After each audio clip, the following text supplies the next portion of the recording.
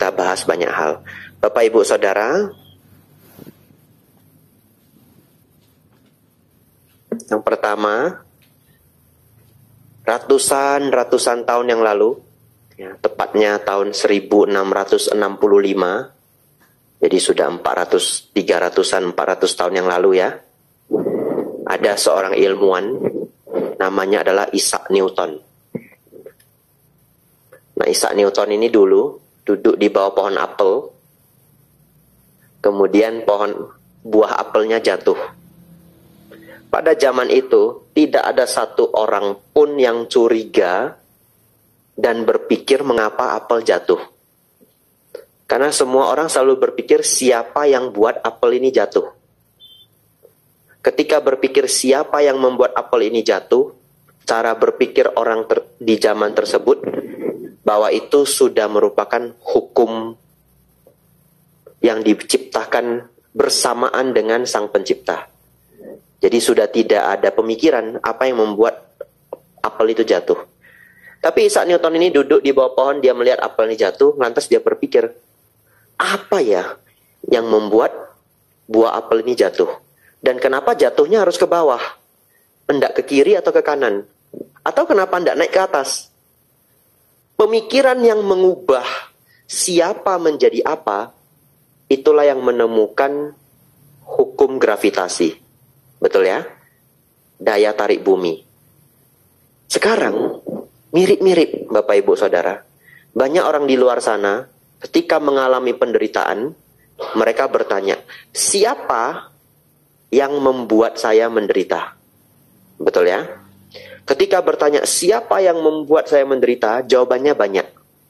Kalau jawabannya adalah Sang Pencipta, maka itu adalah cobaan. Tapi tidak hanya satu versi. Ada orang berpikir, siapa yang membuat saya menderita?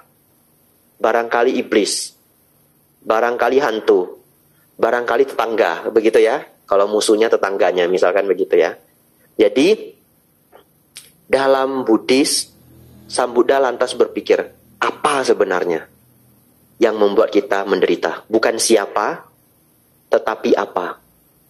Dari penyelidikan Sang Buddha, ya, beliau akhirnya menemukan bahwa yang menyebabkan kita menderita itu, secara sederhana, adalah karma buruk kita sendiri. Karma buruk kita sendiri yang berbuah menyebabkan penderitaan.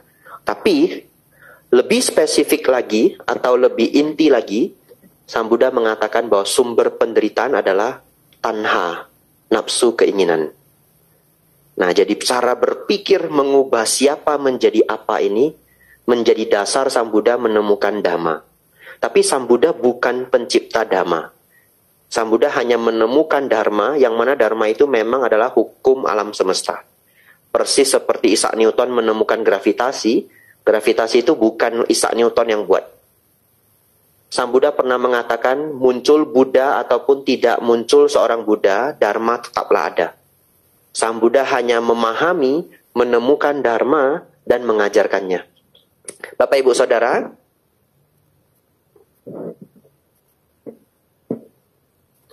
tadi kita membahas bahwa Sang Buddha menjelaskan kepada kita bahwa sesungguhnya sumber penderitaan kita adalah tanha, dan itu akhirnya menjadi seluruh dasar berpikir ajaran Buddha. Ini sebelum saya lanjut ada cerita menarik. Ini kisah nyata ya. Dulu ada seorang rohaniawan. Tidak saya kasih tahu rohaniawan ini siapa atau rohaniawan yang seperti apa. Rohaniawan saja. Jadi rohaniawan ini orangnya agak khawatir kalau diberi pertanyaan yang sulit. Bapak Ibu mungkin tidak tahu kalau Bapak Ibu duduk di sini mimpin Dhamma kelas. Kalau tiba-tiba ada yang nanyanya sulit, bikunya mumet juga. Memberi ceramah itu tidak gampang Bapak Ibu. Dulu di Wihara Mendut, saya dari Wihara Mendut ya, dilangsungkan Pabaja. Waktu itu ada seorang Atasilani. Kalau kita ikut pabaja, tapi nanti jangan jadi takut ya. Karena setiap orang berbeda-beda. Kalau kita ikut pabaja di Wihara Mendut, harus melewati sesi memberikan ceramah 10 menit. Setiap orang 10 menit. Jadi kalau pesertanya 80, setiap orang 10 menit. Tapi nanti dibuat jadi 4 grup.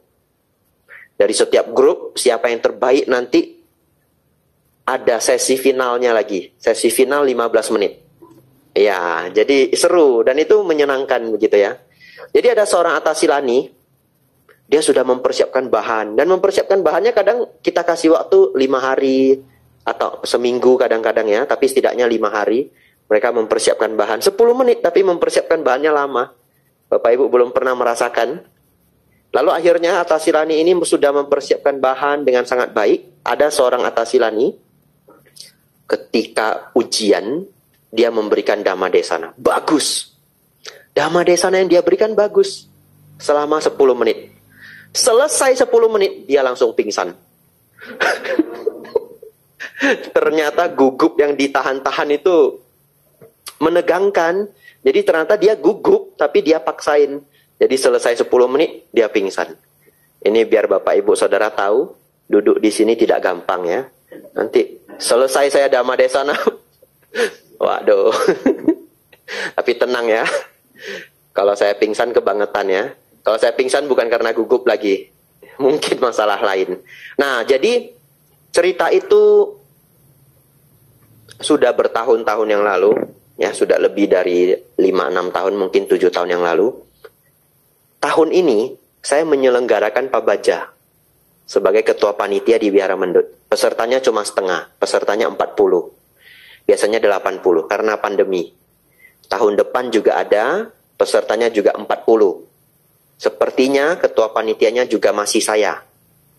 Ya, sepertinya. Tapi nanti hasilnya diketahui hari Sabtu ini. Karena nanti rapat di STAB, di Wihara, di STAB Kertarajasa ya. Nah, jadi kalau nanti keluar, saya ketua panitianya, siapa yang mau mendaftar boleh ya.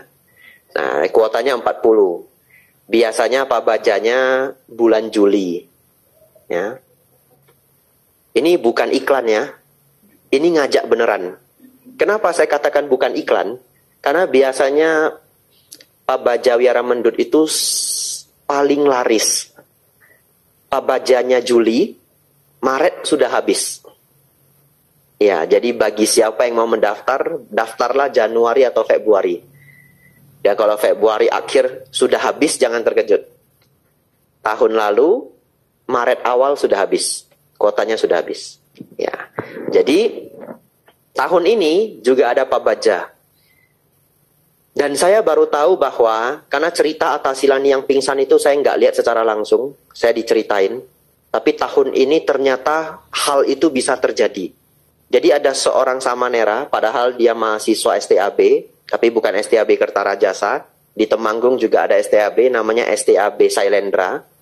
Tidak perlu menjadi Samanera kalau ingin kuliah di sana. Nah, padahal dia mahasiswa STAB, dia memberikan ceramah yang cukup baik selama 10 menit. Selesai ceramah Bapak Ibu, mimisan. Waduh, rupanya memberi ceramah 10 menit saja itu tidak gampang ya. Ya, Bapak Ibu Saudara. Jadi rohaniawan ini, dia khawatir kalau ditanya-tanya hal yang sulit. Jadi akhirnya rohaniawan ini menciptakan satu jurus. Jurus yang sakti mandraguna. Yaitu, kalau beliau ditanya, apa saja, jawabnya selalu sama. Dan efektif.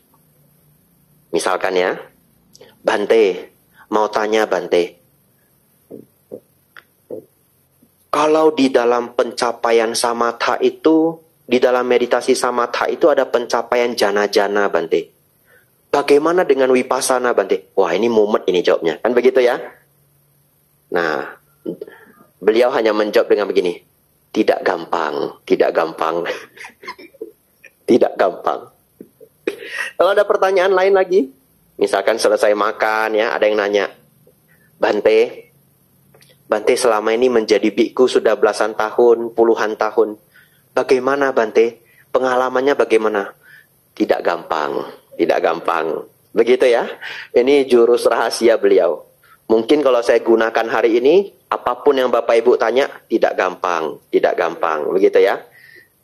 Setelah itu nanti Ko Indra nanya ke pengurus, kapan kita ngundang Biku Abijato lagi? Tidak gampang. Tidak gampang.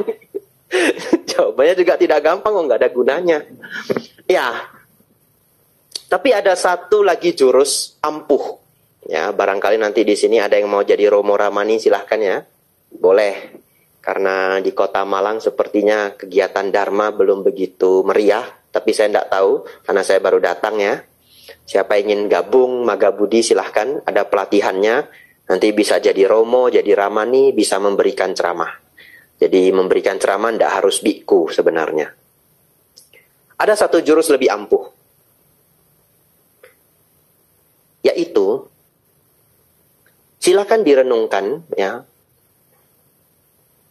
Ternyata seluruh ajaran Sang Buddha itu selalu bermuara pada satu hal.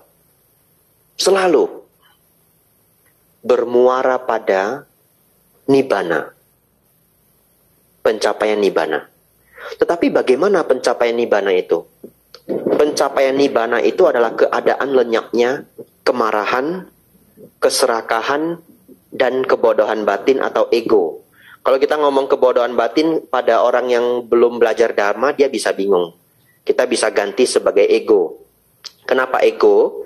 Karena salah satu kebodohan batin itu adalah tidak memahami anatta. Nah, anatta itu, orang yang belum menembus anatta itu masih memiliki ego. Jadi lawan kata dari anatta itu adalah ego atau self-centered. Nah, atau memiliki diri, begitu bahasa sederhananya.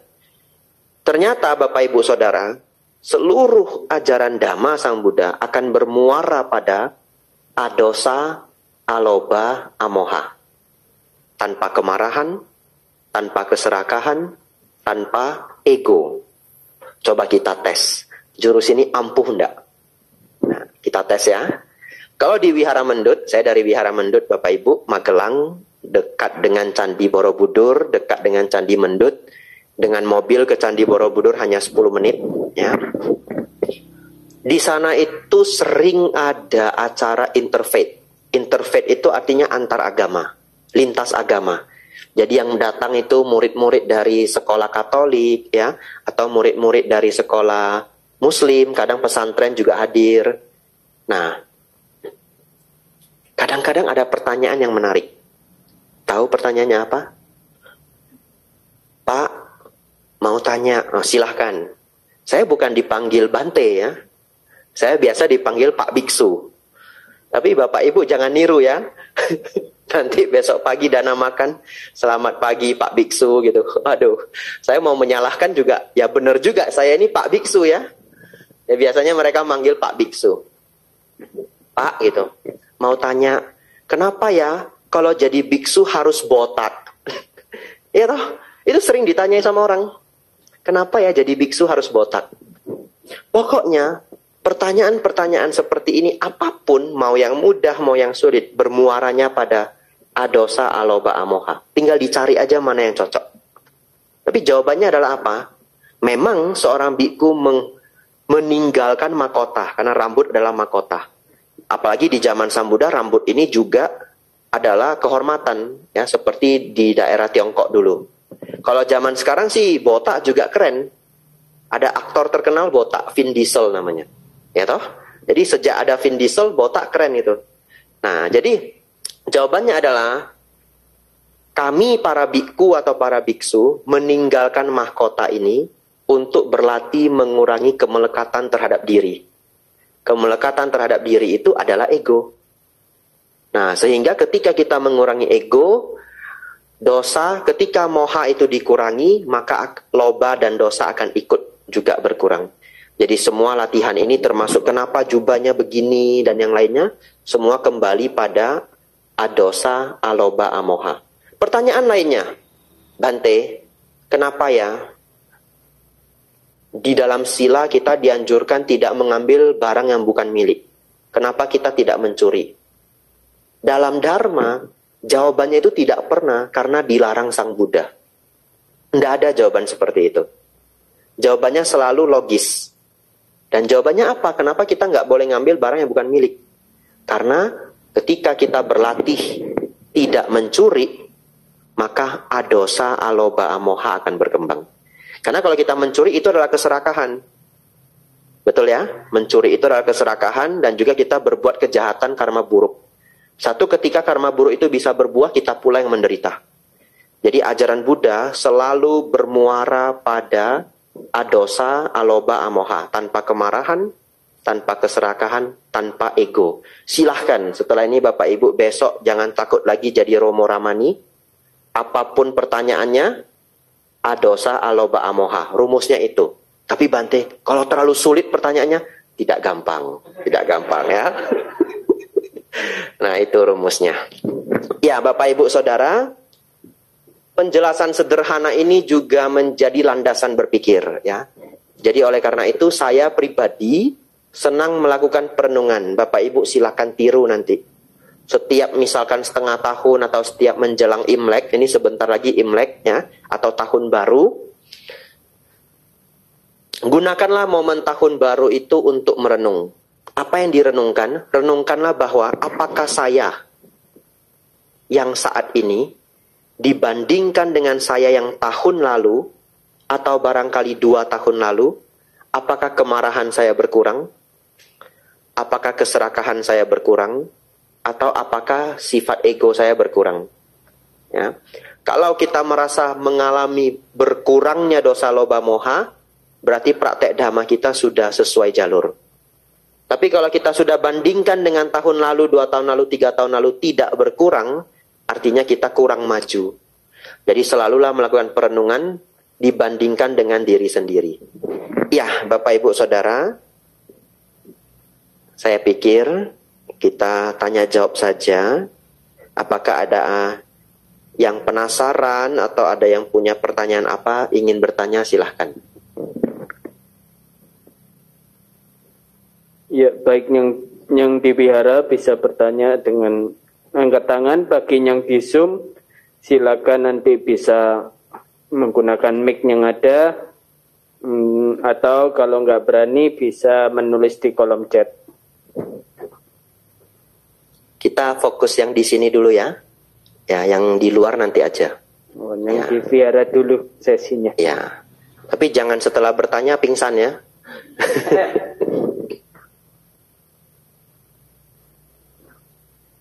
Boleh, silahkan.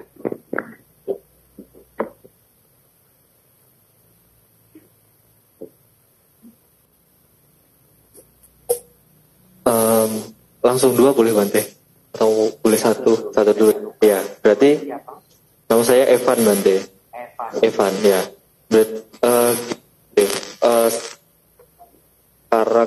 Sekarang itu kan dengan praktek meditasi kan ada banyak Bante.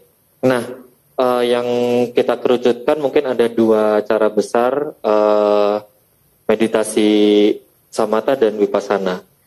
Tapi apakah pada zaman Buddha dulu memang ada 2 meditasi itu, atau sebenarnya itu satu, cuma karena akhir-akhir ini empasisnya jadi ada seakan-akan ada 2 garis besar itu Bante. Terima kasih. Ya, ini tidak gampang ya. Ini beneran tidak gampang ini. Ya, apakah di zaman Sang Buddha juga memang sudah ada pelatihan samatha dan vipassana, ataukah ini hanya muncul belakangan ini? Jawabannya memang sudah ada sejak zaman Sang Buddha. Ya. Satu ketika setelah Sang Buddha Mahaparinibbana, setelah Sang Buddha wafat, ya. Setelah Sang Buddha wafat, kalau seseorang para bhikkhu mencapai arahat, mereka akan datang melapor ke Bante Ananda. Karena Sang Buddha sudah tidak ada. Tapi di zaman itu, tidak pernah ada bhikkhu yang mengatakan saya sudah arahat. Tidak ada.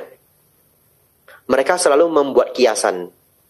Datang ke Bante Ananda, mereka akan mengatakan begini, oh Bante, saya telah melihat si pembuat rumah. dan si pembuat rumah sudah tidak lagi bisa membuat rumah. Sadu Bante. Hanya seperti itu. Atau mereka memberikan makna-makna lain yang artinya mereka sudah mencapai arahat. Tapi tidak ada yang mengklaim mengatakan, saya sudah arahat. Nah, di dalam sutta, Bante Ananda, ada satu sutta di mana Bante Ananda mengungkapkan bahwa para biku yang datang kepada beliau selalu memberitahu bahwa mereka mencapai arahat melalui 4 cara. Yang pertama, mereka praktik samatha, kemudian vipassana. Yang kedua, mereka praktik vipassana duluan, kemudian samatha. Yang ketiga, seseorang mempraktekkan samatha dan vipassana bersamaan. Dan yang keempat, seseorang merenungkan aku, muncul kegelisahan, melenyapkan kegelisahan, dia mencapai kearahatan. Yang keempat ini jarang sekali dibahas di Theravada. Nah, yang keempat ini ada dipraktekkan di ajaran Buddha Zen. Biku-biku Zen itu mempraktikkan ini. Dengan cara mereka bermeditasi, menggunakan objek, siapakah saya? Who am I? Saya. Itu menjadi objek meditasi salah satu di Zen Buddhism. Siapakah saya? Siapakah saya? Siapakah saya? Nah, jadi dari pernyataan beliau kita bisa melihat bahwa memang samatha dan vipassana sudah ada sejak zaman Sang Buddha. Ya, hanya zaman ini praktek vipassana menjadi begitu terkenal dan beda guru, seringnya beda guru, beda teknik. Ya, ini yang bisa menjadi kerumitan sebenarnya, ya. Tapi tidak soal kalau kita belajar dengan baik, punya dasar-dasar dhamma yang baik, ya. Dan kalau yang diajarkan guru itu memang memiliki dasar, hasil pasti akan dicapai. Karena memang di zaman Sang Buddha pun para biku menggunakan metode latihan yang berbeda-beda. Ya. Tapi kalau ada yang penasaran bertanya ke saya, Bante, praktek meditasi seperti apa? Saya mengembangkan samatha. Nah, jadi saya sendiri sejauh ini menggunakan cara latihan yang mana ingin mengembangkan samatha dulu, kemudian vipassana. Kenapa demikian? Satu, memang ini cocok pada saya. Yang kedua, ternyata Sang Buddha juga melakukan samatha dulu, kemudian vipassana. Itu ada di Baya Berawa Sutta, Majjhima Nikaya 4. Sebenarnya saya juga ingin buat sesi kelas sutta, ya, dan itu biasanya kita selenggarakan di beberapa provinsi, di Solo pernah, di Jogja pernah, di Klaten pernah. Dan cara belajarnya menarik. Nanti kita print sutta itu, jadi setiap orang megang kertas, totalnya 6 halaman. Baya Berawa Sutta itu 6 halaman, lalu kita bahas dengan cara yang menariknya. Jadi karena sutta itu sendiri, kalau kita baca sendiri, beberapa orang bisa bosan. Tapi kalau kita belajar bersama, cukup menarik. Beberapa kali saya selenggarakan acaranya tidak ngantuk sampai jam 9, mulainya jam 7. Ya, belajarnya 2 jam tapi tidak ngantuk. Hanya itu biasanya tidak pernah saya bawa di kehadiran-kehadiran pertama. Bapak Ibu belum kenal saya, baru datang saja langsung 6 halaman HVS, kan begitu ya? Waduh. Jadi mengejutkan begitu, nanti pada pulang semua. Jadi tidak apa-apa, biar kita kenal dulu, kita sudah akrab, kita sudah saling kenal, nyaman, baru nanti pelan-pelan kita belajar yang lebih sulit ya. Karena memang dalam belajar itu harus ada trust gitu. Seperti dulu kita sekolah, kalau gurunya yang kita senangi, kita trust, pelajarannya menyenangkan. Nanti kita sudah muncul saling kenal, pelan-pelan kita masuk ke sutta itu. Mungkin pertemuan kita yang keempat atau kelima boleh. Nanti saya datang lagi, kalau diundang ya. Ya kalau tidak diundang ya nggak datang gitu. Ya, itu sudah terjawab semua. Ada pertanyaan kedua tadi? Silahkan. Nah, yang nanya aja lupa, apalagi saya ya.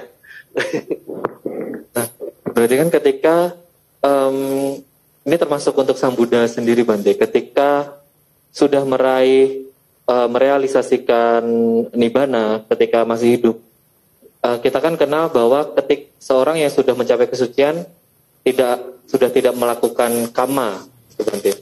Nah, tetapi pada sehari-harinya Buddha kan tetap berjalan, kemudian tetap berpikir seperti itu. Apakah itu yang dimaksud dengan kama tindakan intensional, sedangkan kalau udah mencapai pencerahan itu tindakannya itu bukan tindakan intensional, mungkin fungsional mungkin, Bante. Betul.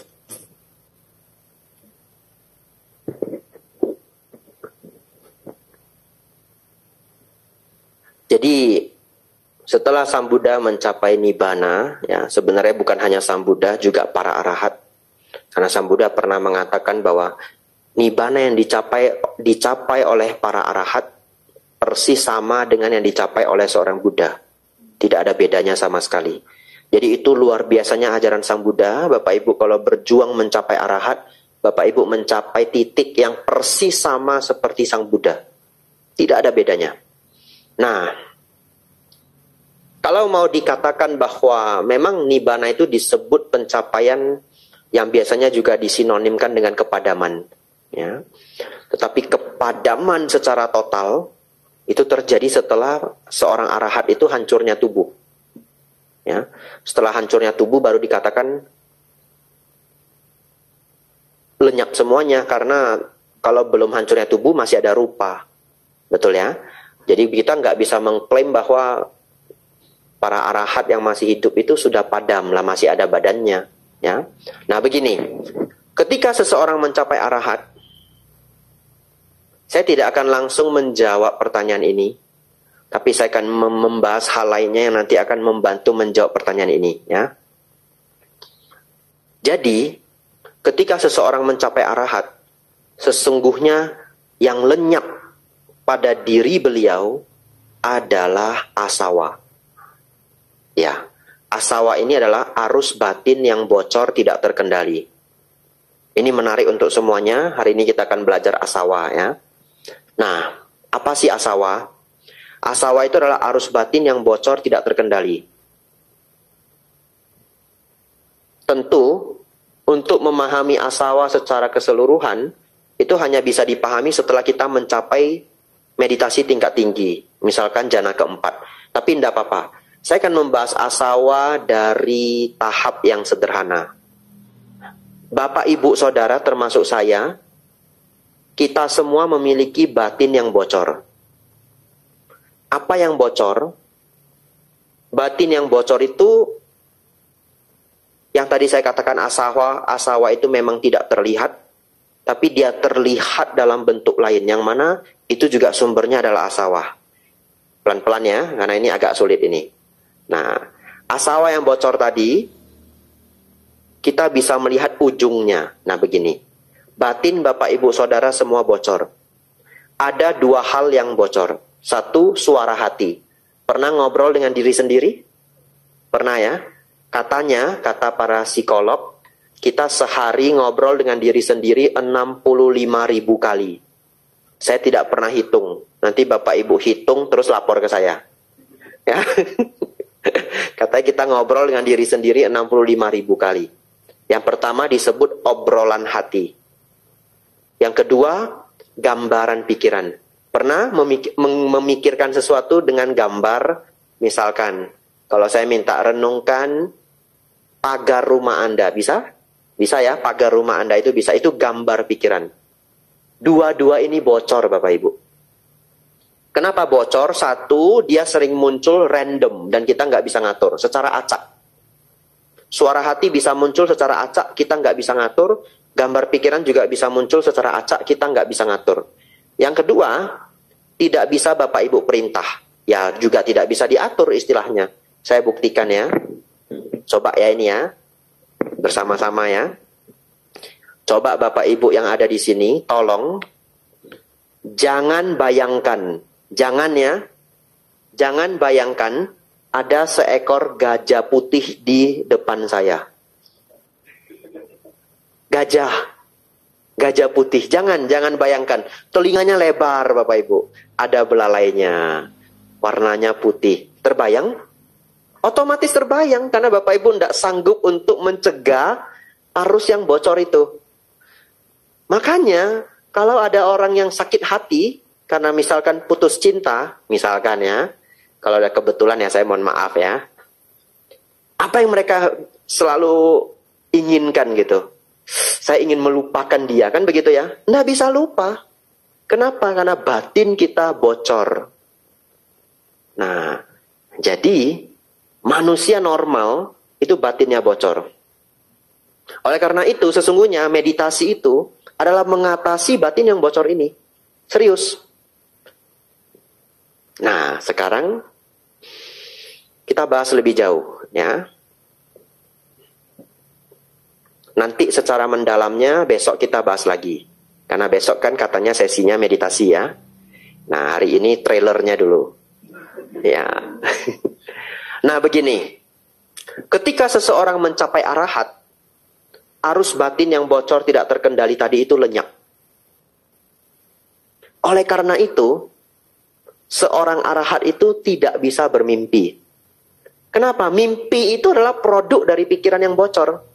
Makanya namanya mimpi itu aneh-aneh. Bapak Ibu sudah megang sila bertahun-tahun, bisa loh mimpi membunuh. Betul ya? Padahal sudah megang sila bertahun-tahun. Loh kok bisa? Wong namanya mimpi itu bocor tidak terkendali, sesuka hatinya. Nah, seorang arahat tidak bisa bermimpi. Jadi kalau satu kali ada seseorang datang, apakah biku, apakah rohaniawan, apapun terserah, datang ke Wihara Samagi Wirya ini, terus mengatakan, saya sudah mencapai arahat. Begitu ya. Nah, salah satu cara biar Bapak Ibu tahu dia arahat atau bukan, diajak ngobrol. Setelah diajak ngobrol, nanya, apapun panggilannya ya, misalkan Pak ya, Pak, seminggu ini kita cerita dulu. Saya akhir-akhir ini Pak, sering mimpi naik ke gunung begitu. Tidak tahu kenapa. Mimpinya berulang-ulang terus. Rasanya mirip terus. Tidak tahu kenapa. Nanti dia cerita, oh karena begini. Kan dia arahat toh, katanya ya. Lalu kita tanya, Bapak seminggu ini mimpi apa ya? Oh seminggu ini saya mimpi pulang kampung. Ketahuan. Arahat KW ya. Arahat itu tidak bisa bermimpi karena batinnya sudah tidak bocor. Yang kedua, seorang arahat tidak ada rasa takut sedikit pun. Sedikit pun tidak ada. Kenapa? Rasa takut itu pun adalah produk dari batin yang bocor. Rasa takut itu adalah produk dari kemelekatan. Karena seseorang melekat pada dirinya, ingin hidup, maka muncul ketakutan. Iya, kalau Bapak Ibu tidak ada kemelekatan terhadap diri, maka tidak ada ketakutan. Makanya kalau Bapak Ibu mendengar ada orang mengatakan, padahal dia orang awam begitu ya, saya sudah latihan tidak melekat. Sekarang saya sudah melepas. Saya sudah tidak melekat begitu ya. Kemudian tiba-tiba ada geledek bersambar keras, dia terkejut. Waduh gitu ya. Katanya sudah tidak melekat, tapi kok terkejut. Seorang arahat tidak bisa terkejut. Karena tidak ada rasa takut. Karena terkejut itu rasa takut toh. Walaupun cepat sekali, karena kita nggak bisa mengendalikan. Oleh karena itu, ada perumpamaan di dalam sutta. Kalau seorang arahat, maaf, ini tidak ada di sutta. Ini adalah perumpamaan yang dibuat oleh seorang biku senior. Ya, nanti Bapak Ibu cari di sutta, tidak ketemu-ketemu pula ya. Kalau seorang arahat ditodong dengan pisau, maka bahkan dia tidak akan teriak tolong. Mati ya mati gitu. Itu aslinya seorang arahat. Tapi Bapak Ibu nanti tidak perlu nodong saya. Saya biar ngaku saja, saya bukan arahat. Ya. Kalau di dalam sutta ada, Sang Buddha mengatakan, apabila seorang arahat digergaji tangan dan kakinya, maka dia pun tidak akan marah. Seorang arahat tidak ada kemarahan, tidak ada keserakahan, tidak ada ego, tidak ada ketakutan. Luar biasanya, waduh ini mau saya kasih tahu enggak ya? Atau besok aja ya? Nanti besok saya kehabisan cerita saya. Ya, cerita aja ya. Luar biasanya, ada sebuah penelitian. Oh, kita ada proyektor ya. Besok saya bisa muter video ya. Ya. Ada sebuah penelitian, mereka membuat eksperimen mengundang para biku dari berbagai negara. Ada dari Prancis, Tibet, Nepal, gitu. Kenapa Prancis, Bante? Saya duga ya, walaupun nggak tercatat di sana. Di Prancis itu ada Plum Village, ya, wiharanya Thich Nhat Hanh. Beliau sudah meninggal. Thich Nhat Hanh sangat terkenal. Beruntung ketika saya di Thailand ada exhibition pameran buku-bukunya Thich Nhat Hanh. Luar biasa, beliau nulis buku banyak sekali. Lebih dari 100 judul kalau saya tidak salah. Nah, jadi diundang biku dari Prancis, dari Nepal, dan dari India. Yang dari Nepal dan India itu murid-muridnya Dalai Lama. Nah, karena salah satu program Dalai Lama, kalau kita menjadi murid Dalai Lama, sebenarnya bukan murid Dalai Lama juga bahasanya, tapi murid menjadi samanera atau biku di aliran beliau. Aliran beliau adalah Gelugpa Tantrayana. Ya. Nah, kalau kita latihan di sana, ada satu program di mana kita diwajibkan bermeditasi 3 tahun. 1 hari 12 jam. Ya, jadi 1 hari itu kan 24 jam. Nggak usah ngapa-ngapain, jadi meditasi 12 jam. Kalau mau dikatakan berat juga pasti bisa, karena masih bisa istirahat full 8 jam toh kalau mau. Nah, jadi yang penting setiap hari meditasi 12 jam selama 3 tahun. Oleh karena itu mereka mengundang para praktisi yang sudah melewati masa 3 tahun ini. Karena lebih gampang, namanya eksperimen itu harus terukur begitu. Variabelnya harus seimbang. Akhirnya diundanglah biku-biku ini. Diundang juga pembandingnya. Kalau eksperimen kan harus ada pembanding. Ya. Pembandingnya apa?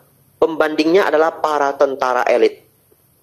Yang sudah pernah mengikuti peperangan yang real. Yang sudah pernah turun ke medan perang.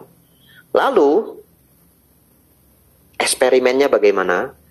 Para biku dan para tentara ini dimasukkan ke satu ruangan, duduk begini, tidak ada instruksi, pokoknya duduk aja. Mau nutup mata ya boleh, mau buka mata ya boleh, mau meditasi ya boleh, nggak meditasi ya boleh. Nanti, pada waktu yang random, acak, tidak tahu kapan, akan dimunculkan suara sekeras tembakan tank. Buar, kencang sekali. Begitu ya. Bapak Ibu nanti jangan jadikan saya alat eksperimen. Jangan ya. Ya. Jadi, para bikunya duduk, para tentaranya duduk ya. Tidak harus bersamaan karena ini eksperimen. Yang penting semuanya mirip. Nanti pada waktu yang tidak tahu kapan, akan ada suara ledakan yang luar biasa dahsyat. Bapak Ibu tahu apa yang terjadi?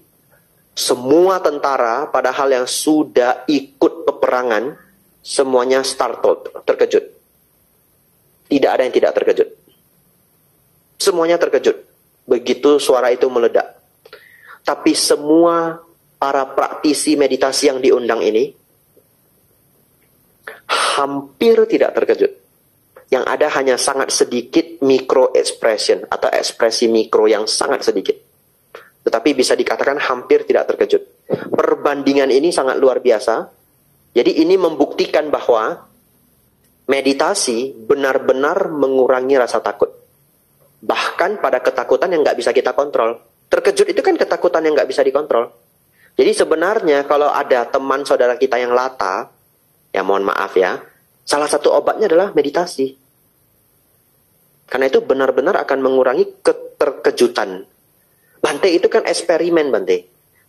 Lalu bagaimana mereka menjelaskan eksperimen itu? Biasanya eksperimen itu kan penjelasannya lengkap. Ternyata mereka melakukan uji lainnya, yaitu otak dari para meditatornya itu di-scan. Apa yang terjadi? Di bagian otak kita, bagian tengah ini, jadi otak kita itu terbagi 3 sebenarnya.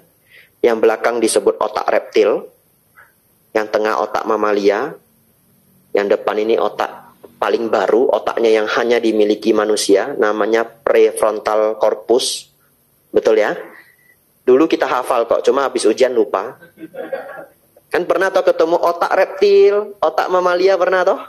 Nah ya, jadi otak manusia itu tiga layer ya. 3 bagian, bukan 3 layer, 3 part gitu. Bagian belakang disebut otak reptil, ini yang paling tua, yang hanya mengatur insting, makan, dan lari begitu, takut dan sebagainya. Bukan takut tetapi lari dari ancaman. Bagian otak tengah ini disebut otak mamalia, ini yang mengatur perasaan. Jadi Bapak Ibu mungkin tidak tahu, makhluk reptil itu tidak ada perasaan. Makanya ada yang namanya air mata buaya. Karena buaya kalau keluar air mata dia itu bukan sedih. Itu maksudnya. Hanya mamalia yang memahami rasa sedih. Makanya kalau ada yang pelihara anjing misalkan ya, tuannya meninggal anjingnya bisa sedih begitu. Katanya yang bisa menangis itu adalah monyet dan gajah ya, karena mereka adalah mamalia.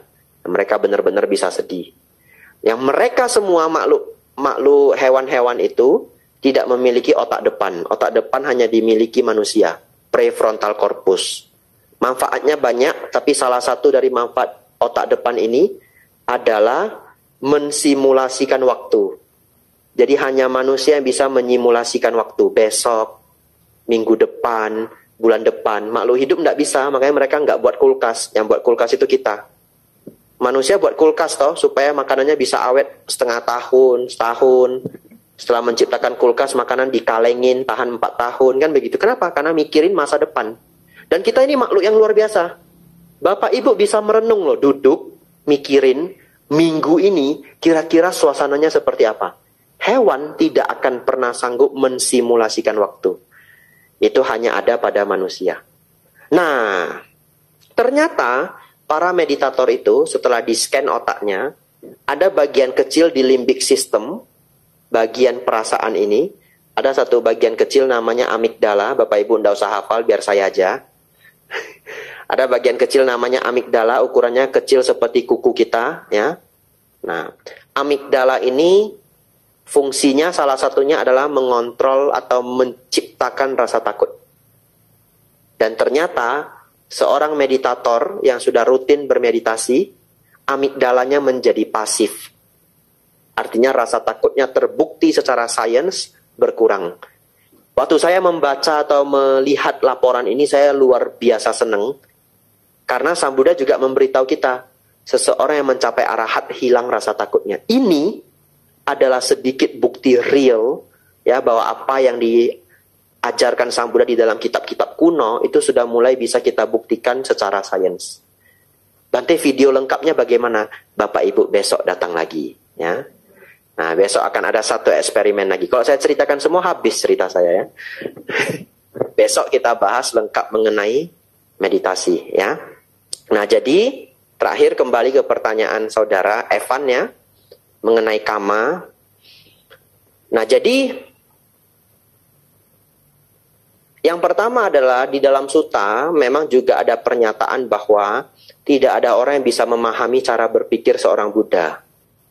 Jadi saya pun tidak tahu bagaimana seseorang yang sudah lenyapnya asawa, batinnya sudah tidak bocor, bagaimana beliau berpikir. Tetapi salah satu clue-nya adalah seorang arahat ketika berpikir tidak dipermainkan oleh perasaan. Kita makhluk biasa yang belum mencapai arahat selalu dipermainkan oleh perasaan, bukan menggunakan logika murni. Ya, jadi bisa dikatakan ketika seorang Buddha bertindak dalam pemikiran, di dalamnya tidak ada gangguan dari perasaan. Jadi yang lenyap di dalam batin beliau itu adalah perasaan. Mungkin saya harus jelaskan ya, walaupun jadi panjang nanti jawaban saya, tapi kalau nggak dijelaskan nanti salah paham. Apa sih yang dimaksud dengan kita manusia biasa yang belum mencapai arahat itu selalu diganggu oleh perasaan? Contoh, kalau seseorang sedang bad mood, ya, seseorang sedang bad mood.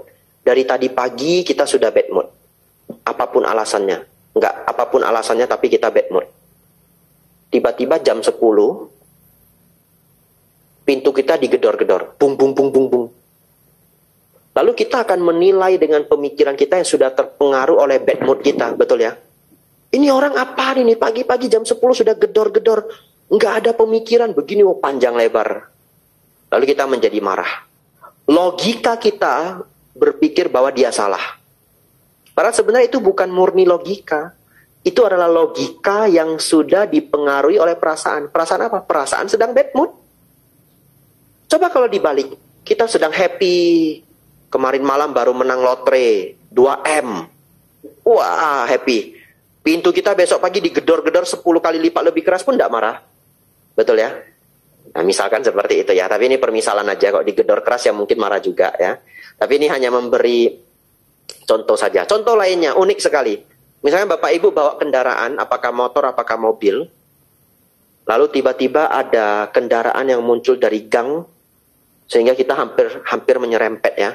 Kita marah gitu. Apa ini orangnya? Kok naik mobil serampangan begitu ya? Lalu kasus yang rada mirip. Tapi kasus kedua ini kita sedang jalan-jalan ke Jepang ya. Lalu kita bawa mobil. Ada yang punya SIM internasional di sini? Gak ada ya, tapi boleh ya kalau mau buat SIM internasional ya. Nah, misalkan kalau punya SIM internasional di Jepang bisa mengendarai mobil.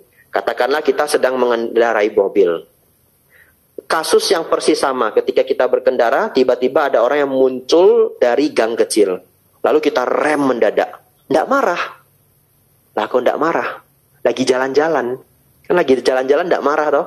Coba kalau kita jalan-jalan ke Jepang, rumput aja terlihat indah. Kan begitu ya? Ini kata yang orang yang sudah pergi ke Jepang. Saya juga belum ya.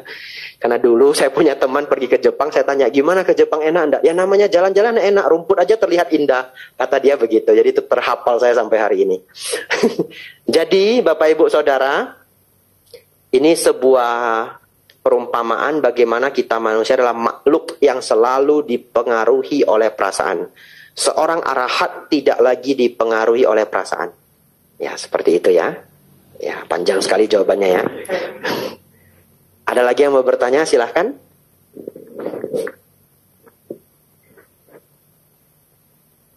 Boleh, silahkan.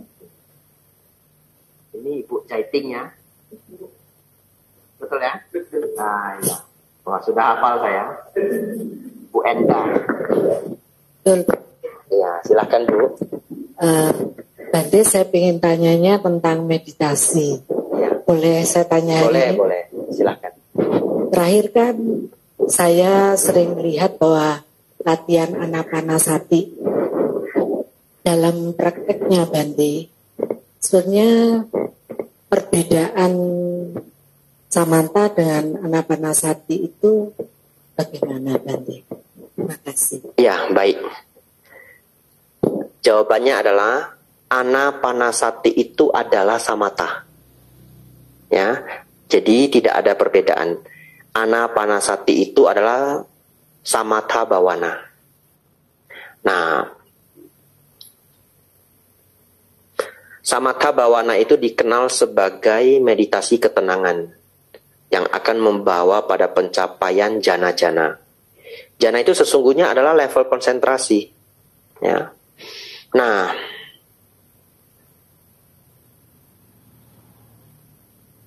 baik, kan kita sudah belajar batin yang bocor ya. Sudah ngerti kalau batin kita bocor ya? Ya. Yang bocor itu yang terlihat kita disebut dalam bahasa Pali witaka dan wicara. Ya. Lupa ndak apa-apa, besok datang lagi. Ya. Witaka dan wicara. Witaka itu awal pemikiran. Wicara itu keberlanjutan pemikiran. Ini sangat jarang ada yang tahu jelasnya seperti apa. Ya, Bapak Ibu baca di buku, baca di suta, bahasanya beda-beda. Penerjemahan suta di Indonesia ada 2, satu oleh Damacita, oleh Indra Anggara, saudara Indra Anggara, satu lagi versi Klaten Wisma Sambodi, ya, oleh Bu Lani dan Bu Wena. Beliau berdua juga menggunakan versi yang berbeda ya. Nah, witaka adalah awal pemikiran, wicara keberlanjutan pemikiran. Di buku lain ada yang menerjemahkan buah pikir dan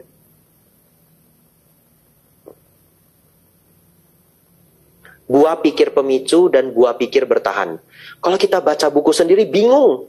Apa ini buah pikir pemicu dan buah pikir yang bertahan. Wah, bingung dah.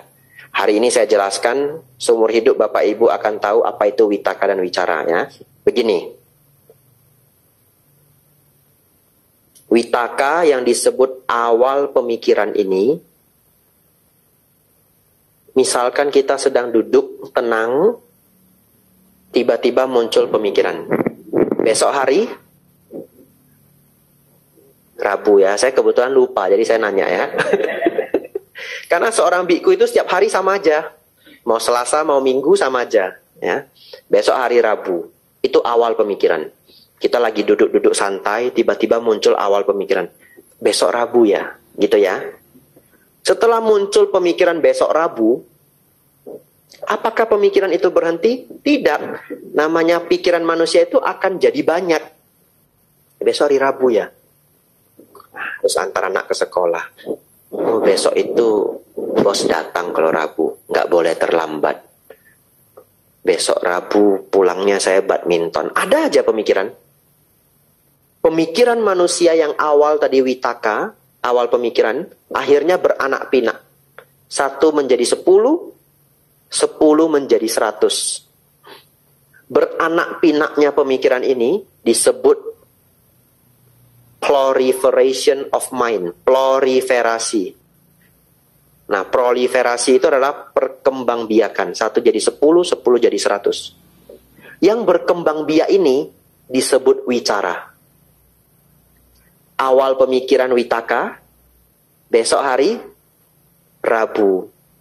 Kemudian jadi 10 pemikiran. Makan apa, jam berapa kerja, wah jadi 10, jadi 100. Ini disebut wicara. Keberlanjutan pemikiran. Oleh karena itu, dalam bahasa Indonesia diadaptasi menjadi bicara. Karena bicara itu adalah keberlanjutan pemikiran. Apa yang kita pikirkan, kita bicarakan. Ya, tapi konteksnya berbeda. Saya kembali ke pertanyaan Ibu ya. Baik. Sekarang kita sudah tahu bahwa ada witaka dan wicara dalam batin kita. Dan witaka, wicara itulah yang membuat kita tidak tenang. Karena ngomong, bayang, nggak berhenti-berhenti. Anapanasati itu bagaimana? Nafas masuk, nafas keluar.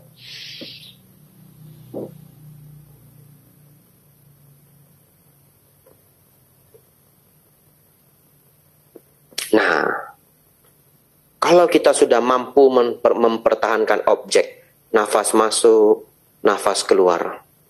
Cara mempraktekkan anapanasati yang benar adalah begitu nafas pertama kali masuk, ya, pertama kali kita sadari nafas itu masuk, atau pertama kali menyentuh pintu gerbang nafas.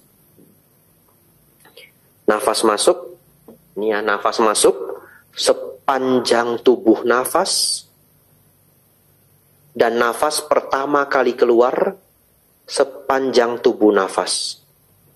Jadi yang namanya nafas itu ada 3 proses. Pertama kali masuk sepanjang tubuh nafas, dan pertama kali keluar dan sepanjang tubuh nafas.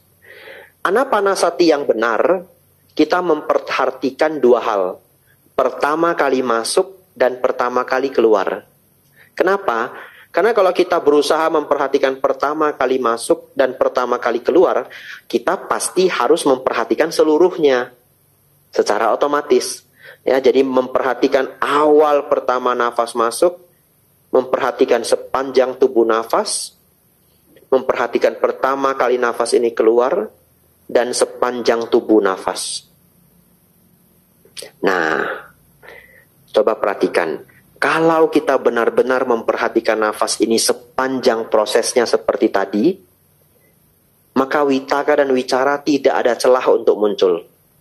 Kita tidak mungkin bisa ngomong dengan diri sendiri ketika kita memperhatikan nafas. Jadi kalau tiba-tiba kita ngomong dengan diri sendiri, atau kita sedang membayangkan sesuatu, itu artinya kita sedang tidak melihat nafas. Karena 2 hal itu tidak bisa terjadi bersamaan. Nah, tahap awal ketika kita berlatih anapanasati ini menjadi sangat lumrah. Kalau setiap 5 nafas, 3 sampai 5 nafas muncul witaka wicara, muncul pemikiran. 3 sampai 5 nafas, tiba-tiba kepikiran, sudah nutup kompor belum ya?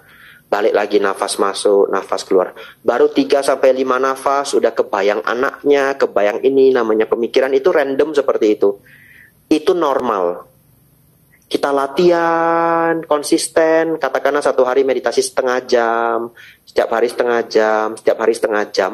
Setelah berbulan-bulan, nanti meditasi kita yang awalnya cuma 5 nafas, 6 nafas, terus konsentrasinya buyar. 5 nafas, 6 nafas, kemudian muncul pemikiran. Setelah kita latihan berbulan-bulan, bisa menjadi 10 nafas, 12 nafas, 15 nafas. Makin lama menjadi makin tenang, sampai satu ketika meditasi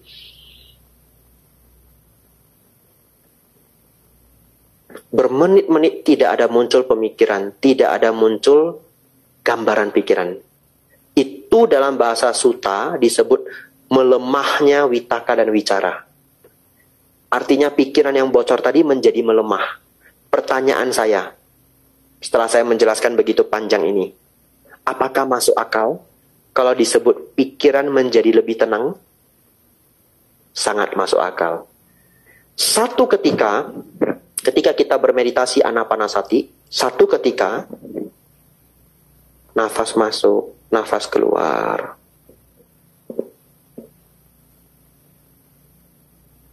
Tidak ada muncul witaka dan wicara sedikit pun. Tidak ada muncul obrolan hati sedikit pun. Tidak ada muncul gambar pikiran sedikit pun, tidak ada. Enggak terbayang wajah anak, wajah siapapun, gambaran pagar, apapun tidak nampak. Beneran hanya terfokus pada nafas masuk, nafas keluar. Witaka dan wicara tidak muncul sama sekali. Ini kita sebut pencapaian jhana kedua. Itu yang kita sebut pencapaian jhana kedua. Atau yang disebut dengan diamnya para suciwan. Di silent Aryan. Jadi silentnya seorang suciwan. Nah, setelah kita memahami konsep ini,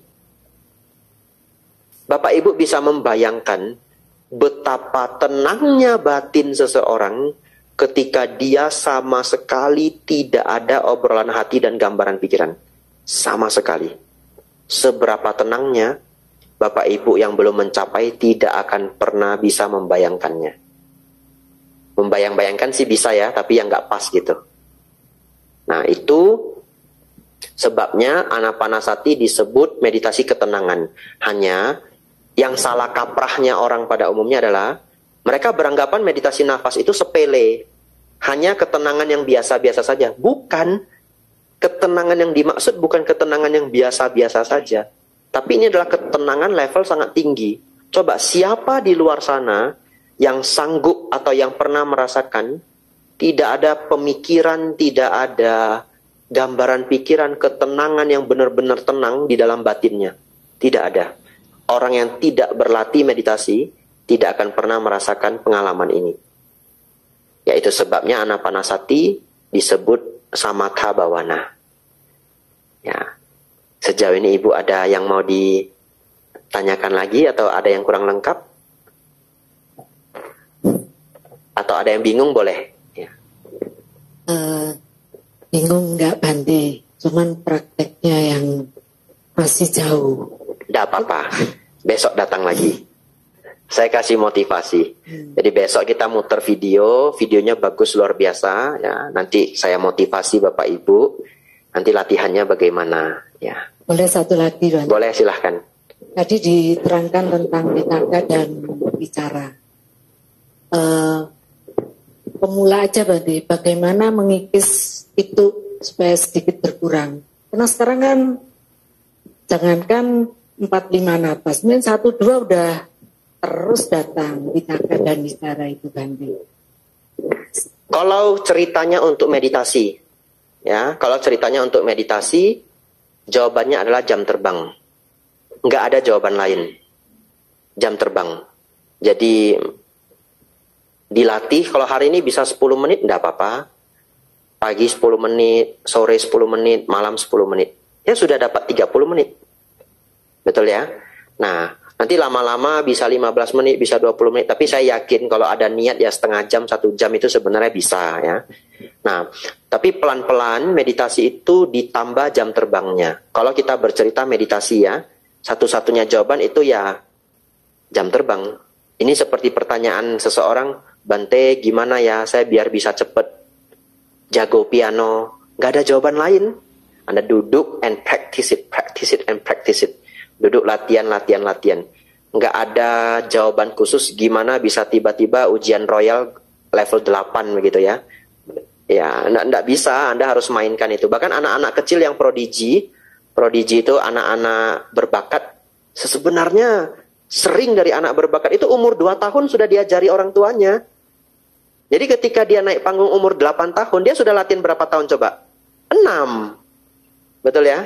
Oleh karena itu jawabannya adalah jam terbang. Kalau mengenai kelihayan atau skill, keterampilan di dalam meditasi itu sendiri. Tapi kalau ibu nanya tips lainnya, bagaimana mengurangi witaka wicara dalam keseharian? Ya, dalam keseharian maksudnya gimana? Contoh, ada seseorang yang membuat kita marah. Kalau seseorang membuat kita marah, otomatis witaka wicara itu makin mengompori kita untuk makin marah.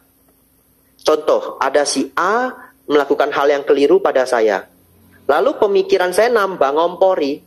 Ini anak yang tidak tahu berterima kasih. Dari dulu sudah saya tolong.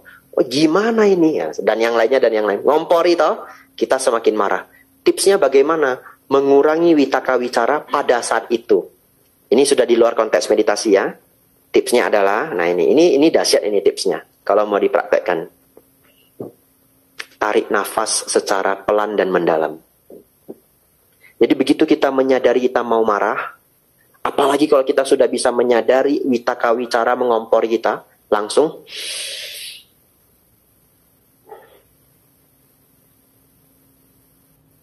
dan stop berpikir. Pause, jadi kita berhenti sejenak untuk berpikir. Setelah itu, setelah kita berhenti berpikir, tariklah nafas tenang, rileks dan mendalam untuk beberapa saat. Mungkin 20 detik, mungkin 30 detik. Itu caranya. Dan itu sangat efektif. Jadi begitu kita sudah mau marah, daripada marah ini berlanjut, nanti tidak bisa kita kontrol lagi. Begitu kita sudah tahu kita mau marah, langsung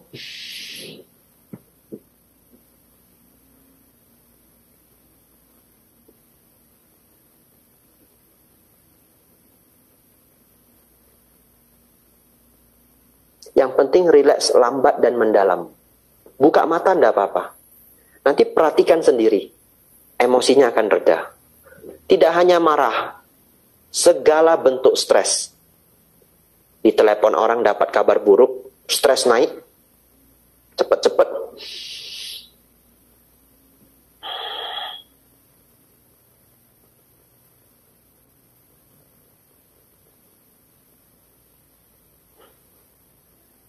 Itu caranya.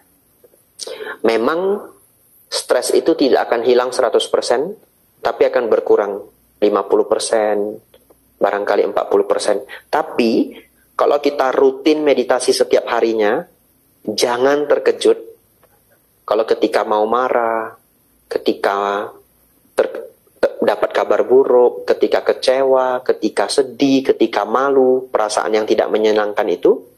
Jangan terkejut kalau misalkan Bapak Ibu Saudara rutin meditasi setiap hari, jangan terkejut 1-2 tarikan nafas, kenyamanan itu hilang. Itu adalah real. Nanti silakan dipraktekkan. Kalau Bapak Ibu meditasinya rutin, berkembang, ini sudah marah muncul, mungkin wajahnya sudah merah. Kemudian duduk, mau menutup mata baik, tidak juga tidak apa-apa.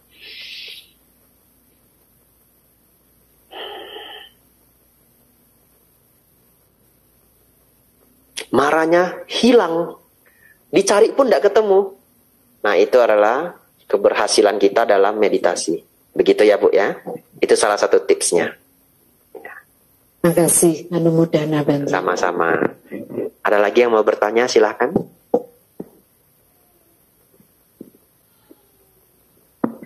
Silahkan ya.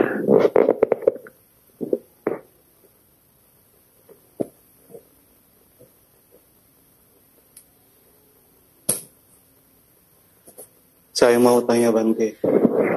Tanya siapa? Nama saya Avandi. Fandi. Ya, silahkan. Apakah seseorang yang telah mencapai jana, mereka bisa terganggu dengan suara dari luar konsentrasi? Bisa pada awalnya. Nah, pada awalnya dia pasti akan terganggu. Tapi ketika dia sudah mulai berkonsentrasi dan tercerap di dalam jananya itu, maka panca indera itu seperti tertutup. Jadi kalau dia belum tercerap, dia akan terganggu. Ngerti maksudnya ya? Tapi sudah tercerap, gangguan itu hilang. Nah, jadi bisa jadi kalau seorang yang sudah terampil dalam pencapaian jana di tempat yang sunyi, katakanlah sekitar 10 menit dia sudah tercerap ke dalam jananya, tapi di tempat yang ribut ya dia butuh misalkan 20 menit. Ya, baru kemudian dia tercerap. Jadi tetap terganggu sebenarnya. Nah, tetapi gangguan itu bisa diatasi. Ini mirip ya, mirip tapi bukannya. Bisa nggak tidur di tempat yang ribut? Bisa juga loh kalau udah terbiasa. Betul ya? Tetangga kita ngerjai konstruksi ya hari pertama hari kedua nggak bisa tidur. Tapi setelah sering tidur juga. Ada orang rumahnya dekat pabrik batu bata. Pabrik batu bata itu bunyi terus. Ya, orangnya tidur juga gitu ya. Lalu pertanyaannya, suara itu mengganggu dia nggak? Mengganggu sebenarnya. Dia jadi lebih sulit untuk tertidur. Tapi setelah dia tertidur ya suara itu lenyap ya. Cuma kadang-kadang kalau kita belum terbiasa suara itu muncul dalam bentuk mimpi. Begitu ya. Sudah tidur mimpinya apa? Mimpinya di samping pabrik batu bata. Sama aja ya. Ya, tapi mimpi tentu tidak bisa disamakan dengan pencapaian jana ya. Ini hanya satu analogi biar bisa menangkap. Seperti itu. Terima kasih Bante. Sama-sama ya. Ada lagi mau bertanya? Silahkan. Biasanya sampai jam berapa? Sampai bosan? Ibu mau nanya lagi silahkan, boleh. Ya.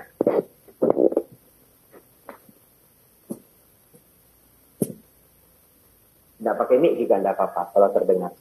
Tapi pakai mic boleh, ya, dikasih aja. Nggak ada. Indra mau nanya silahkan. Tapi bukan soal meditasi nggak apa-apa. Boleh ya. Tadi dibahas di dana makan siang tuh Bante. Kalau soal seorang biku kan atau samana biasanya kalau diajak ke tempat yang ada makanan seafood pasti sebisa mungkin tidak makan apalagi yang dari seafood segar. Tapi kalau bagi umat biasa yang diajak keluarganya atau saudaranya itu bagaimana menolak dengan bijaksana begitu?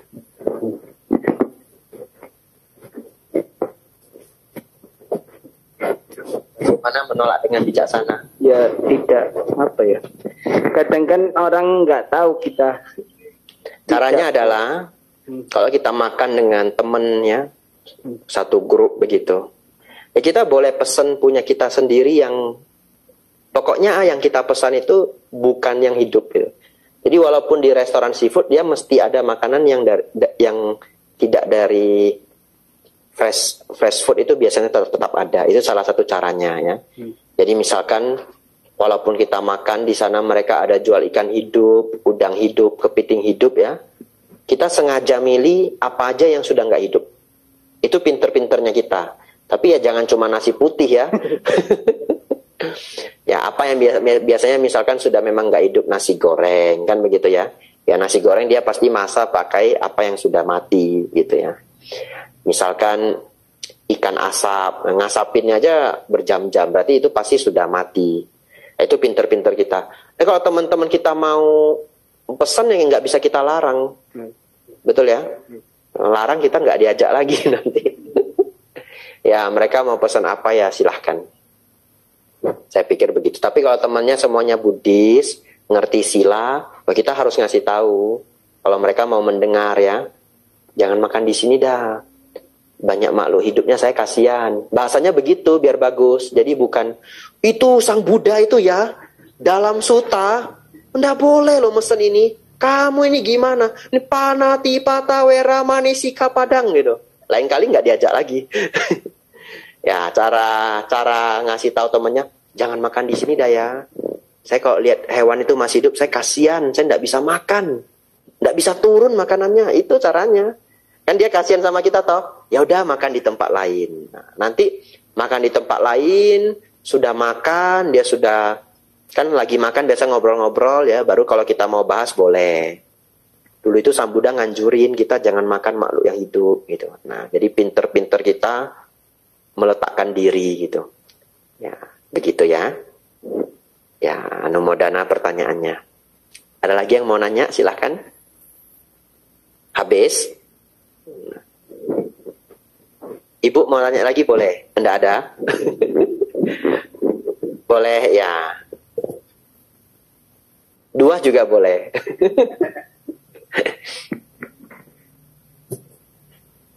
Masih balik ke meditasi, Bang. Boleh, silahkan. Untuk kita praktekkan dalam keseharian itu kan masih belum bisa, Bante. Pertanyaan saya, kalau kita lagi latihan, kalau kita dalam sehari-hari tidak sempat melakukan meditasi jalan, apakah itu hanya meditasi duduk? Apakah itu tidak, maksudnya dengan meditasi jalan akan menjadi lebih baik, ataukah duduk itu juga cukup baik, Bante? Terima kasih. Iya, kalau jawaban saya tidak meditasi jalan tidak apa-apa. Ya, jadi yang paling penting dan yang paling membawa ketenangan adalah meditasi duduk. Walaupun tentu kalau saya mengatakan begini akan ada yang memperdebatkan saya. Silahkan, tapi setiap orang punya cara berpikir sendiri. Kalau bagi saya meditasi jalan itu adalah meditasi persiapan. Karena seringnya sulit bagi seseorang untuk menjadi tenang karena pikiran itu selalu bergejolak, sehingga mereka meditasi jalan dulu. Dan meditasi jalan itu seperti preparation. Nah, jadi di dalam meditasi jalan itu pikiran kita mengamati lebih banyak objek sebenarnya. Karena gerakan tubuh yang banyak itu membuat pikiran harus berkonsentrasi pada banyak hal. Walaupun yang kita konsentrasikan itu hanya kaki, ya, ada orang bermeditasi jalan memperhatikan sentuhan kaki terhadap lantai ini. Tapi bagaimanapun mata dia kan tidak tertutup. Jadi informasi yang masuk ke indera mata itu banyak. Tetapi itu menjadi persiapan yang baik. Karena kalau kita langsung meditasi duduk, kita memaksakan pikiran untuk hanya berfokus pada satu hal. Dan ternyata untuk beberapa orang itu sulit. Jadi mereka harus jalan dulu. Nah, ketika bermeditasi jalan, objeknya itu walaupun yang diperhatikan adalah kaki dan sentuhan kaki, tetapi kenyataannya informasi yang masuk masih cukup banyak. Nah, dan masuknya 2-3 informasi secara bersamaan itu bagi beberapa orang membuat batin lebih cepat tenang. Karena pikirannya masih melihat 2-3 hal. Setelah tenang, baru pikirannya hanya diajak untuk melihat satu hal saja, yaitu nafas masuk, nafas keluar. Nah, saya pribadi selalu langsung duduk. Ya, ini saya pribadi ya. Jadi saya juga skip meditasi jalan. Dan baik-baik saja. Ya, jadi ibu kalau waktunya tidak banyak, tidak perlu meditasi jalan. Langsung duduk saja. Begitu. Ya, terima kasih pertanyaannya ya. Terima kasih, Bante. Ya. Tapi jangan setelah ini muncul ucapan kata Bante Abijato, meditasi jalan itu tidak perlu. Waduh, gawat saya. Nanti saya di blacklist saya. Silakan. Ya. Halo Bante, saya dengan Bante. Mau nanya. Siapa namanya? Bella, Bante. Bella. Ya, silakan. Apakah arahat dan bodhisattva itu sama, Bante? Baik. Lalu yang kedua, Bante, ini untuk mencapai nibbana itu apakah hanya dengan meditasi atau bisa dengan yang lain, Bante? Ya. Terima kasih, Bante. Sama-sama ya. Apakah bodhisattva dan arahat itu sama? Beda. Bodhisattva artinya mereka yang bercita-cita mencapai kebuddhaan. Ya. Jadi bodhisattva artinya mereka yang bercita-cita mencapai kebudaan. Berarti belum mencapai nibbana, belum mencapai arahat. Ya, bahkan kalau kita renungkan, siapa yang pencapaiannya lebih tinggi, bodhisattva atau arahat? Arahat. Karena bodhisattva mau mencapai arahat. Begitu ya. Hanya di beberapa aliran lain, bodhisattva itu sangat diagungkan. Sehingga kita terbiaskan berpikir bahwa beberapa orang mungkin berpikir bodhisattva lebih tinggi dari arahat. Ya. Mungkin cita-cita dan moral berpikir seorang bodhisattva sangat tinggi. Di dalam Mahayana, beberapa konsep bodhisattva adalah yang ingin menyelamatkan semua makhluk. Ya, tetapi kembali makna sesungguhnya dari bodhisattva adalah yang bercita-cita mencapai kebudaan. Buddha sendiri adalah seorang arahat. Buktinya apa Bante? Coba kita ulang ya. Namo tassa bhagavato arahato. Sang Buddha seorang arahat. Ya, jadi untuk jawaban pertama itu, bedanya adalah bodhisattva adalah yang bercita-cita ingin mencapai kebudaan, mencapai nibbana, mencapai kearahatan. Seorang arahat adalah yang sudah mencapai. Selanjutnya, pertanyaan kedua. Apakah mencapai nibbana hanya bisa dicapai dengan meditasi?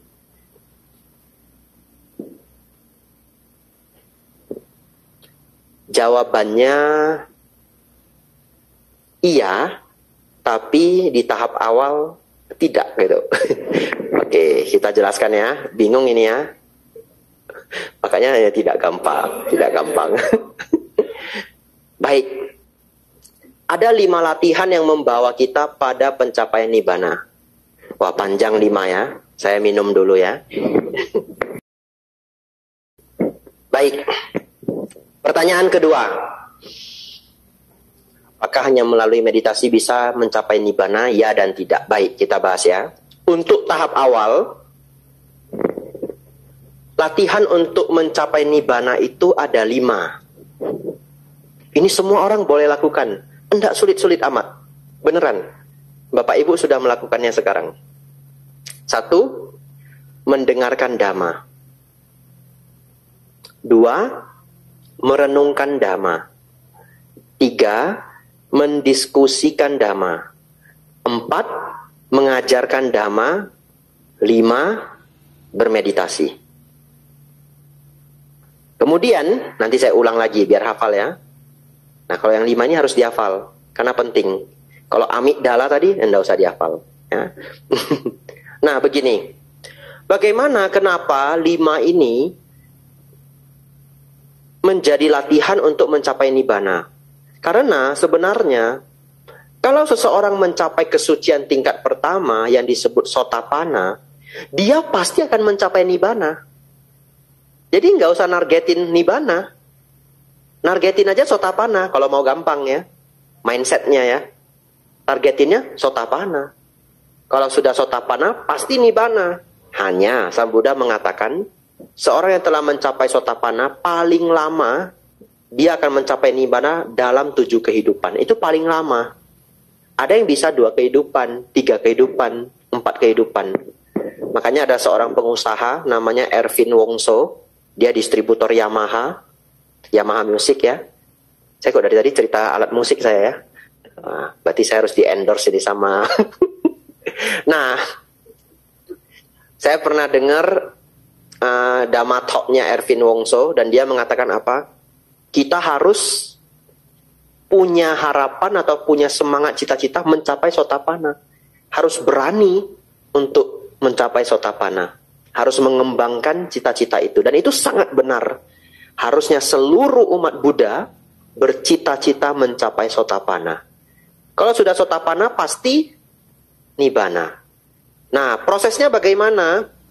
Tahapnya 4. Sotapanna, sakadagami, anagami, arahat. Sebenarnya tahapnya bukan 4, tapi kesucian itu dibagi menjadi 4 ini ya. Sotapanna itu tadi pasti mencapai nibbana dalam 7 kehidupan. Sakadagami artinya kembali sekali lagi. Jadi kalau orang mencapai kesucian tingkat kedua, dia akan lahir sebagai manusia sekali lagi, kemudian mencapai nibbana. Yang ketiga, anagami, tidak kembali lagi.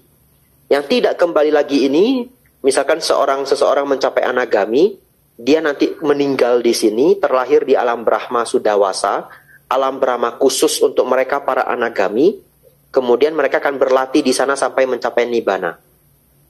Baru yang terakhir ada juga orang yang mencapai Nibbana langsung di kehidupan ini. Artinya, semuanya akhirnya bermuara pada Nibbana. Nah, kenapa tadi saya mengatakan bahwa ada 5 latihan yang perlu kita kerjakan? Mendengarkan Dhamma, merenungkan Dhamma, mendiskusikan Dhamma, mengajarkan Dhamma, bermeditasi. Karena begini, ini coba kita sekarang ikut merenung ya. Semua pencapaian Sotapanna yang ada di dalam Tripitaka, nanti silakan direnungkan. Saya terpaksa pakai kata hampir dah, biar saya aman ya. Nanti kalau saya bilang semua, wah ribut. Hampir semua, kalau sejauh yang saya cek sih semua ya. Hampir semua pencapaian Sotapanna adalah melalui mendengarkan Dhamma. Renungkan. Nah, silakan renungkan, ini saya tunggu. Tunggu saya sampai besok pun ya perenungannya hasilnya akan sama. Contoh, tangan kanan Sang Buddha. Biasanya di Dharmasala itu ada Buddha Rupang, sebelah kanan sebelah kiri sambil beranjali. Pernah melihat? Enggak pernah, nanti cek Google ya. Ya, sebelah kanan ada di sini? Enggak ada ya, enggak apa-apa. Di sini malah siwalinya 2. Makanya tadi saya waktu baru datang saya cek, lah Bante Moggallana Sariputtanya enggak ada. Gantinya siwali 2. Wah, ini biar hokinya double gitu. Kebijaksanaan tidak penting, yang penting hoki. Ya, Bante Sariputta biasa sebelah kanan, Bante Moggallana sebelah kiri, itu tangan kanan dan tangan kiri Sang Buddha. Bante Sariputta dikatakan yang paling bijaksana setelah Sang Buddha di seluruh anggota Sangga. Bapak Ibu Saudara, coba renungkan, kapan Bante Sariputta mencapai Sotapanna? Ketika beliau mendengarkan satu syair Dhamma dari Bante Asaji. Ketemu Bhikkhu Asaji di tengah jalan. Beliau belum menjadi murid Sang Buddha, belum. Hanya menjadi seorang pertapa yang masih mencari-cari guru. Dia ketemu Bhikkhu Asaji di tengah jalan. Ini Bante kok anggun sekali ya. Anggun sekali. Baru dia datang. Bante, melihat Bante anggun sekali, bolehkah saya tahu apa yang Bante pelajari? Nah itu pertanyaan dari Bante Sariputta. Lalu Bante Asaji mengatakan, saya murid dari Buddha Gautama. Kemudian Bante Sariputta bertanya lagi, apakah yang diajarkan, bolehkah saya mengetahui sedikit ajaran dari Buddha Gautama ini atau dari apa yang Bante pelajari? Bante Asaji sangat rendah hati padahal beliau seorang arahat. Bante Asaji mengatakan, saya tidak punya kapasitas untuk menjelaskan hal itu. Lebih kurang begitu ya. Tapi karena Bante Sariputta terus mendorong, terus meminta, akhirnya Bante Asaji mengucapkan satu syair Dhamma. Nah, syairnya yang saya hafal bahasa Thai ini. Sing dai sing neng mi kwam ket pen thamada, sing dai sing neng mi kwam da pen thamada. Artinya, segala sesuatu secara alamiahnya memiliki kemunculannya, segala sesuatu secara alamiahnya memiliki kepadamannya. Atau secara sederhananya, apapun yang muncul akan padam. Ya, jembatan yang kuat sekuat apapun bisa berkarat dan akhirnya rusak. Nah, satu syair Dhamma ini, sing dai sing neng mi kwam ket pen thamada, itu menjadikan Bante Sariputta mencapai Sotapanna. Artinya Bante Sariputta mencapai Sotapanna dengan mendengarkan Dhamma. Betul ya? Pancawagya Bhikkhu kenal? 5 pertapa penyiksa diri. Bagaimana para beliaunya ini mencapai Sotapanna? Awalnya Sang Buddha memutar sutta, mengajarkan sutta, Dhamma Cakka Pawatana Sutta. Bante Kondanya mencapai Sotapanna. Betul ya? Itu artinya Bante Kondanya mencapai Sotapanna melalui mendengarkan Dhamma. Kemudian Bante Yasa mendengarkan Dhamma yang disebut Anupubikata, mencapai Sotapanna. Ayahnya Yasa juga sama, mencapai Sotapanna. Jadi kalau kita track para murid-murid hebat, dalam bahasa Pali disebut Sawaka, atau murid-murid unggulan disebut Mahasawaka. Bahkan kisah-kisah mereka banyak dari mereka terlebih sotapana dicapai dengan mendengarkan dhamma. Jadi boleh enggak saya mengatakan bahwa mendengarkan dhamma itu akan membawa kita mencapai nibbana? Iya, jawabannya. Hanya nanti prosesnya juga harus meditasi juga, begitu ya. Karena ini adalah proses awal. Tapi mereka yang sudah sotapana pasti akan mencapai nibbana. Kalau mendengarkan saja bisa, apalagi direnungkan. Kemudian apalagi didiskusikan, dan juga ketika mengajar dhamma. Kenapa? Karena ketika mengajar dhamma, saya sendiri contoh, saya mengajar dhamma, kepala saya ini muter-muter mikirin dhamma, betul ya? Dan karena Bapak Ibu bertanya, saya harus merenung gitu, untuk menyusun jawabannya. Dan lucunya, kadang-kadang kita ketika mengajar, malah kita mendapatkan inspirasi yang belum pernah kita pikirkan sebelumnya. Betul ya? Nah, jadi hal-hal seperti itu bisa terjadi. Oleh karena itu, mengajar dhamma juga bisa membawa pada pencapaian kesucian. Dan yang kelima adalah bermeditasi. Tentu, upaya untuk mencapai nibbana sebenarnya adalah 5 ini. Ya, 5 ini. Oleh karena itu, Sang Buddha menyebut 5 ini sebagai tugas para biku. Dan Sang Buddha mengatakan seorang biku yang melaksanakan setidaknya 1 dari 5 ini, ia tidak pantas dicela. Jadi bahkan seorang biku hanya melakukan salah 1 dari 5 ini saja, dia sudah tidak pantas dicela. Kenapa? Karena biku itu sudah mampu mencapai kesucian kalau dia mempraktekkan bahkan hanya 1 dari 5 ini. Tapi tentu jangan prakteknya 1 aja ya, lengkap 5-5-nya.